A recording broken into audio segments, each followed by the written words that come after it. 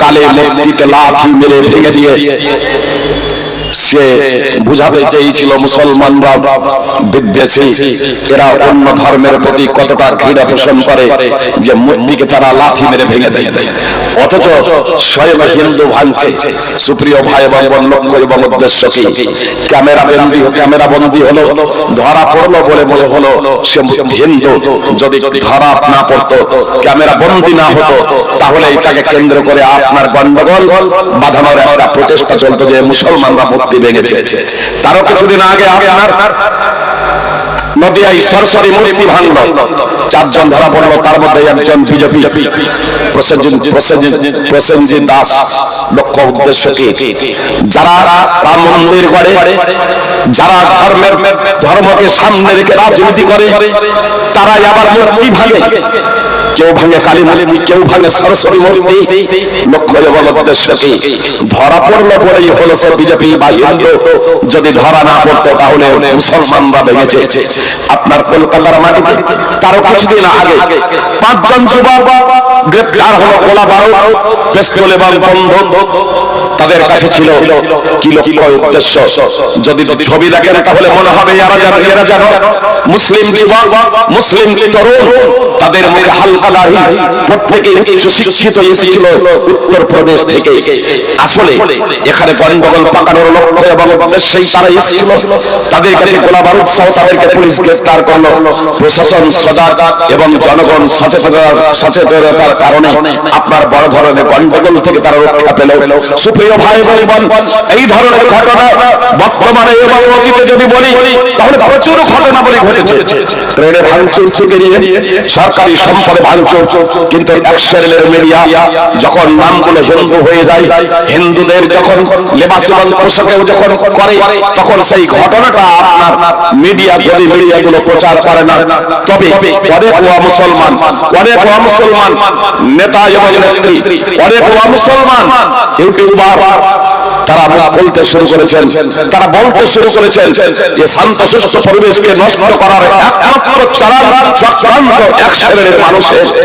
তারা মানুষের মাঝে বিভেদ সৃষ্টি করে, ঝগড়া বাঁধিয়ে, দাঙ্গা ফাসাদ বাঁধিয়ে তারা রাজনীতি করতে চায়। সুপ্রিয় ভাই বোন, মুসলিম হন আর মুসলমান হন, আমি আপনাদের বলতে চাই, যদি সুখ এবং শান্তিতে নিরাপদে যদি বসবাস করতে চান, তাহলে আমি আপনাদেরকে বলবো আপনাদের সচেতন থাকতে হবে, আপনাদের সচেতন থাকতে হবে। আমি আপনাদের বলেছি সাথে এই কথা যে আখিরাতের মুক্তির জন্য, পরকালের মুক্তির জন্য একমাত্র বিশ্ববিদ্যালয় প্রদত্ত জীবন ব্যবস্থা হলো ইসলাম। আসলে কিছু অমুসলিমদের প্রশ্ন এই জায়গায়, যদি ইসলামই একমাত্র ধর্ম হয়, তাহলে মুহাম্মদ সাল্লাল্লাহু আলাইহি সাল্লামের পূর্বে প্রায় 150 বছর পূর্বে যে সমস্ত বিশ্ববিধাতার দূত এসেছিলেন, তারা যে ধর্ম পালন করেছিলেন, তারা কি জান্নাতে যাবে না? তারা কি স্বর্গে যাবে না? সুপ্রিয় ভাই বোন, আমি আপনাদের বলতে চাই, পৃথিবীতে যত দূত এসেছিলেন, পৃথিবীতে যত নবী রাসূল এসেছিলেন, পৃথিবীতে যত মানুষকে আল্লাহ তাআলা তার বার্তাবাহক হিসেবে প্রেরণ করেছিলেন, প্রত্যেককেই তিনি এই ইসলাম ধর্ম দিয়েছিলেন। আমি আগেই বলেছি, ইসলাম ধর্ম, ইসলাম শব্দটা হলো আরবি শব্দ। ইসলাম শব্দটা হলো আরবি শব্দ। যদি এই বাংলার মাটিতে আল্লাহ তাআলা মুহাম্মদ সাল্লাল্লাহু আলাইহি সাল্লামকে প্রেরণ করতেন, তখন আর এই ইসলাম শব্দটা থাকতো না। তখন ইসলাম শব্দের পরিবর্তে থাকতো আল্লাহ তাআলার নিকটে আত্মসমর্পণ করা। মুসলিম শব্দের পরিবর্তে থাকতো যে বা যারা আল্লাহ তাআলার কাছে আত্মসমর্পণ করে, এক অদ্বিতীয় বিশ্ববিধাতার কাছে আত্মসমর্পণ করে। এক কথায় আমাদের আদি পিতামাতা আদম এবং হাওয়া আলাইহিস সালাম থেকে নিয়ে আপনার পৃথিবীতে যত নবী রাসূল জন্মগ্রহণ করেছিলেন, আদম থেকে নিয়ে মুহাম্মদ সাল্লাল্লাহু আলাইহি সাল্লাম পর্যন্ত সমস্ত নবী রাসূল আপনার অদ্বিতীয় বিশ্ববিধাতার বার্তাবাহক ছিলেন। তারা প্রত্যেকেই জান্নাতে যাবেন, স্বর্গে যাবেন, এবং তাদের দাওয়াতে, তাদের আহ্বানে যারা সাড়া দিয়েছিল, তারা প্রত্যেকেই জান্নাতে যাবে এবং প্রত্যেকেই স্বর্গে যাবে। সুপ্রিয় ভাই বোন, আমরা মুহাম্মদ সাল্লাল্লাহু আলাইহি সাল্লামের উম্মত, আমরাও মুহাম্মদ সাল্লাল্লাহু আলাইহি সাল্লামের ডাকে সাড়া দিয়েছি, অতএব আমরাও জান্নাতে যাব যদি মুহাম্মদ সাল্লাল্লাহু আলাইহি সাল্লামের ডাকে সাড়া দিই। আমার জন্ম মুসলমান ঘরে হোক আর আমার জন্ম মুসলমান ঘরে হোক, সুপ্রিয় ভাই ভাই বোন, কথা একটু মনোযোগ দিয়ে শুনবেন। অমুসলিম যারা আছেন লাইভ দেখছেন, তারাও কথা একটু মনোযোগ দিয়ে শুনবেন। যে আমার নাম যাই হোক না কেন, আমার জন্ম যে কোনো ঘরেই হোক না কেন, জন্মসূত্রে জন্মগত কারণে আমরা সবাই সমান, একে অপরের থেকে কেউ শ্রেষ্ঠতর নয়। আল্লাহ তাআলা স্পষ্টভাবে বলেছেন, ইয়া আইয়ুহান নাস ইন্না খলাকনাকুম মিন যাকারিন ওয়া উনসা ওয়া জাআলনাকুম শুউবান ওয়া ক্বাবাইলা লিতাআরাফু ইন্না আকরামাকুম ইনদাল্লাহি আতকাকুম ইন্নাল্লাহা আলিমুন খাবীর।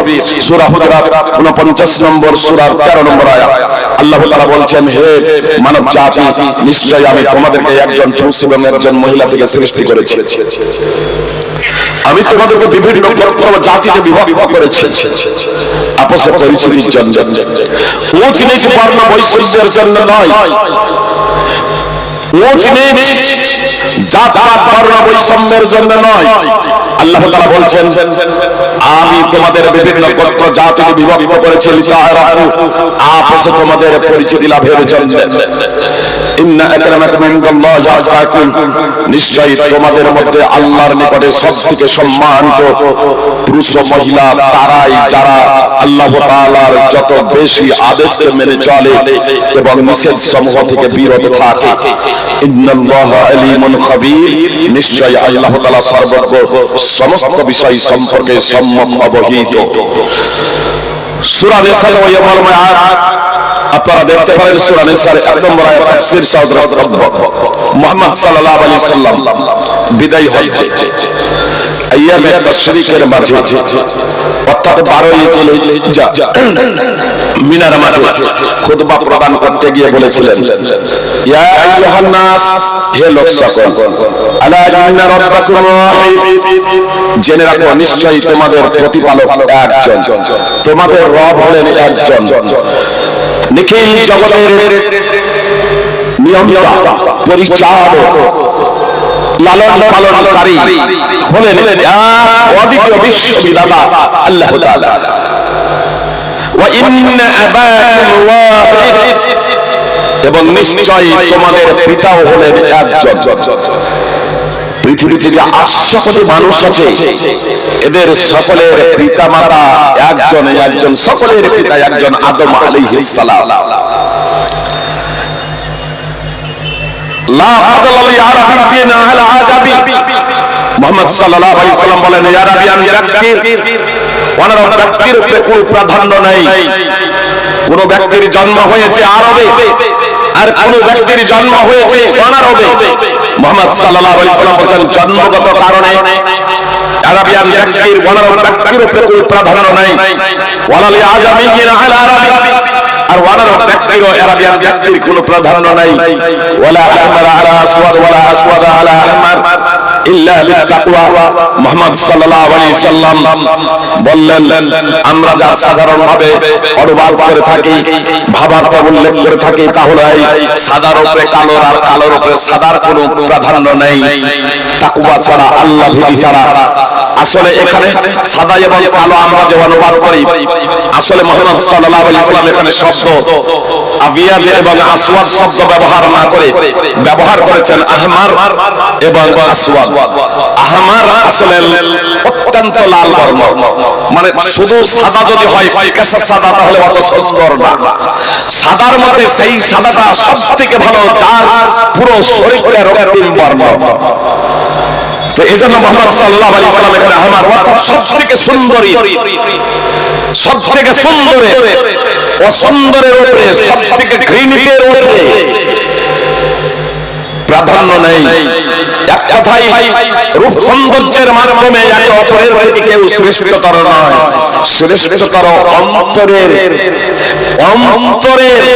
দিক থেকে যে যত বেশি তাকওয়াবান, যে যত বেশি সংযমশীল, যে যত বেশি নিখিল বিশ্ববিধাতা আল্লাহ তাআলার দাসত্ব করে, যে যত আল্লাহ তাআলার আদেশকে মেনে নেয় এবং নিষেধ সমূহ থেকে বিরত থাকে, সে তত বেশি সম্মানিত, মর্যাদা সম্পন্ন, রূপ লাবণ্যের মাধ্যমে, সৌন্দর্যের মাধ্যমে একে অপরের থেকে কেউ শ্রেষ্ঠতর নয়।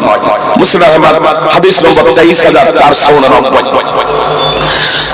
সুপ্রিয় ভাই বোন, আমি শুধু নির্যাসের প্রসঙ্গে একবার বলে নেই,